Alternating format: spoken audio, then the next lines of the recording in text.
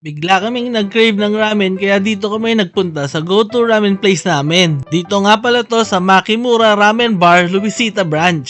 Marami din silang branch sa Tarlac at Pampanga. Maliban sa ramen, meron din silang mga iba't ibang klase ng maki, takoyaki, tempura, at iba pang rice meals tulad ng katsudon at gyudon. Sobrang affordable ng pagkain nila dito at malalaki ang serving. Aka ramen ang in-order ko para medyo spicy. Tapos nagdagdag lang kami ng sides na tempura at volcano maki. Solid yung serving ng ramen. Puno yung bowl, may chasu at may half egg at nori na din. Firm siya at medyo chewy. Sarap ng broth. Sakto lang yung pagka-rich at spicy niya. Yung tempura, crunchy at fresh yung hipon. Gantong ganto yung gusto mo sa isang tempura. Pati yung volcano maki, solid din. Di ko ma-explain yung lasa pero meron siyang crunchy bits ng tempura, creamy at masarap na nakaka-addict siya. Kaya must try talaga to pagkakain kayo dito. Yan, sa isang iglap, ubos agad namin yung pagkain. Thumbs up talaga dito sa Makimura Ramen Bar. Masarap na at mura pa. Kaya binabalik-balikan talaga namin. Eto nga at may take out pa kami oh.